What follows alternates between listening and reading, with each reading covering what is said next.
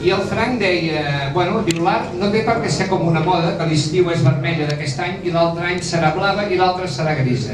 Diu, l'obra té una essència, té un concepte que pot ser perfectament perdurar durant els anys, que no té per què canviar. Que l'obra es pot mantenir i l'artista té el dret legítim de no anar canviant, de respectar la seva estètica, respectar el seu criteri i continuar sempre en la mateixa línia. Tot i caure en què pot haver-hi gent que interpreti això com una reiteració de l'obra.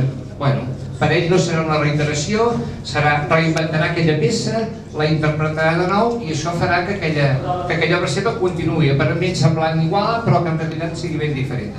Per tant, això és una mica l'ecologia, no el canvi per al canvi, no? Sinó el canvi quan realment arriba, quan hi ha una necessitat o quan tu tens aquella idea nova i dius, ara necessito canviar-la. Però no perquè toca una exposició s'han de presentar coses diferents, perquè sí. No, porque trabajar con el arte no es lo mateix como presentar una colección de ropa, ropa de primavera, ropa de invierno, ropa d'estiu, no és així. I els canvis se consigue més bé treballant. Más o menos.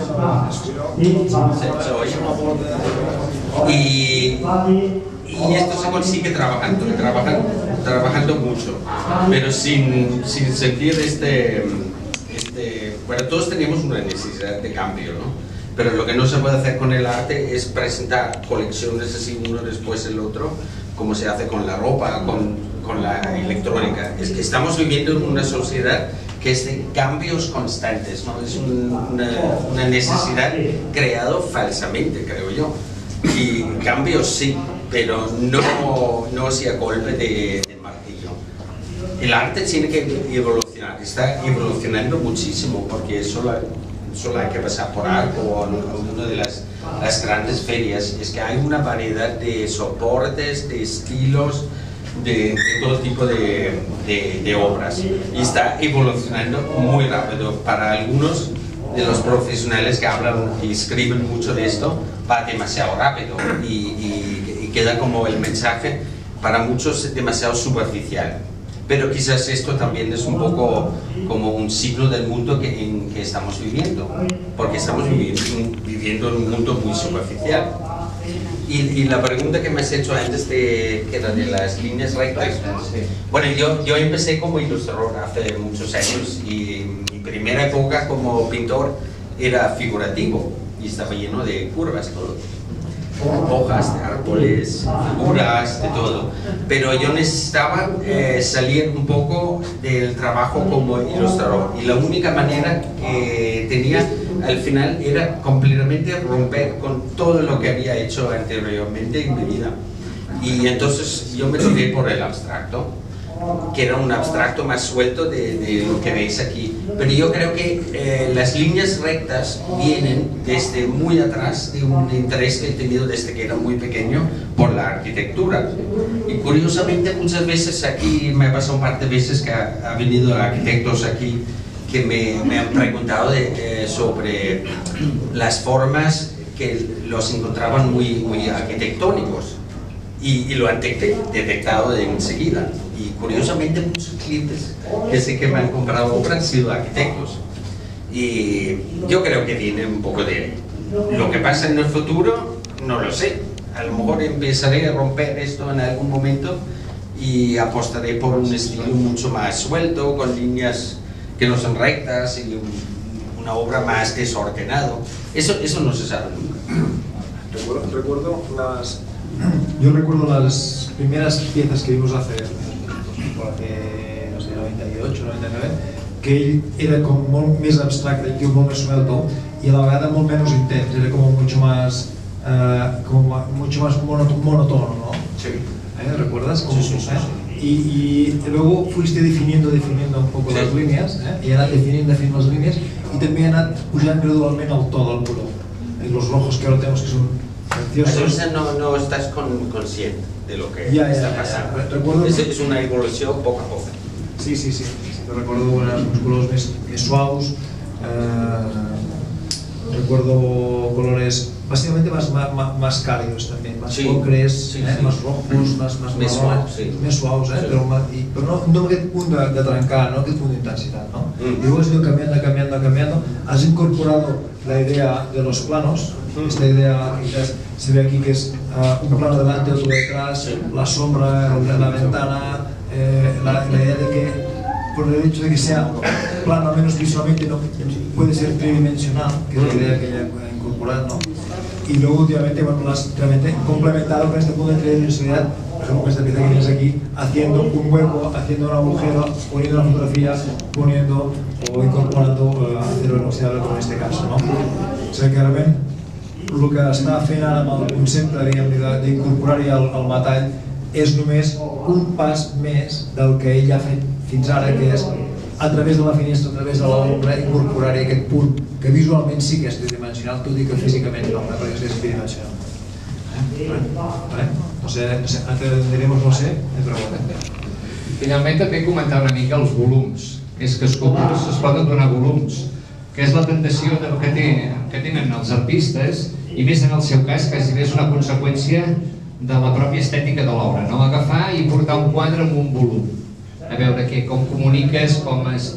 Això no deixa de continuar aquella idea que dèiem d'arquitectura, de que quan agafes un espai buit i el mires veus com si busqués una paret, veus un mur aquí darrere, no? Veus tota una textura que recorda aquesta matèria. Llavors, doncs, bueno, amb aquell llenguatge fàcilment es cauen a l'altre, és a dir, vaig a portar un quadre i a provocar-lo que tingui tot un volum sencer. D'aquesta manera, anar-lo voltant, el concepte arquitectònic de l'obra encara es fa més palès, no? Vas veient, cada angle, cada racó té una visió diferent i no deixa de jugar amb l'essència seva del concepte de l'obra, no? Per tant, bueno, insistint una mica en el que comentava ell, és legítim que puguin estar treballant 10-15 anys amb una sèrie un artista i que aquella sèrie pugui tenir o no pugui tenir èxit amb el públic. Moltes vegades un artista fa una sèrie determinada d'obra d'uns anys i passa desapercebuda, canvia i fa una altra cosa que no té res a veure amb allò, i resulta que al cap de 5, 6, 7, 8 anys el públic entra en aquella obra que ell fa 5 o 6 anys que havia fet i li agrada, entén el llenguatge, entén tot el missatge que hi havia, que és el moment que l'artista ja no la fa. Llavors li intenten demanar obra d'aquella època i l'artista diu no, aquesta època ja no és ara, ja sóc incapaç de fer aquella obra, no? Per això que donant la volta una mica i acabant el tema aquest, que és legítim que pugui aguantar 10-15 anys una mateixa estètica, una mateixa línia, al marge del reconeixement o la crítica que pugui portar darrere seu. Moltes vegades, insisteixo, obra que s'ha fet durant una etapa no es ven, no l'ha vengut, l'artista m'ha quedat allà i diu, ostres, és decebedor, ningú entén el que estic fent, ningú compra cap quadre meu, i en canvi se l'ha guardat i aquella obra ha sortit en una altra època i s'ha vengut quan ell i allò ja ho havia deixat perquè havia avançat cap a altres conceptes. Bueno, perquè nosaltres sempre anem molt endarrere d'ells. Ells quan pensen una obra és el resultat d'un procés creatiu.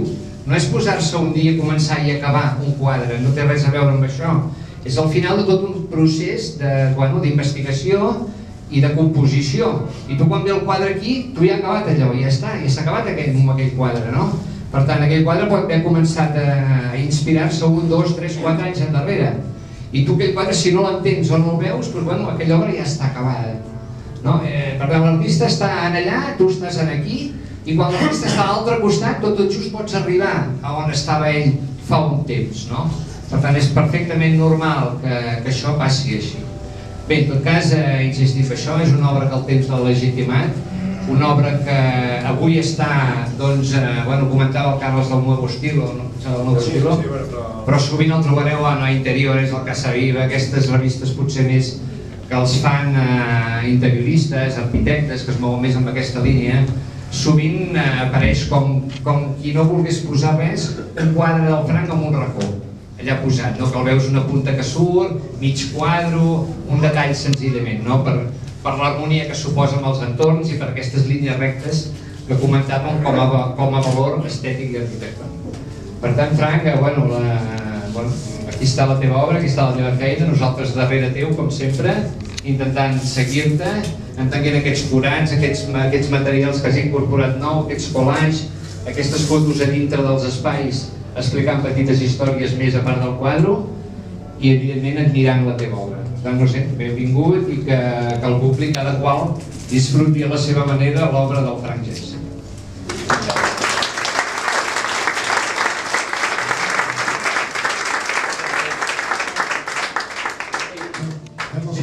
Perfecte.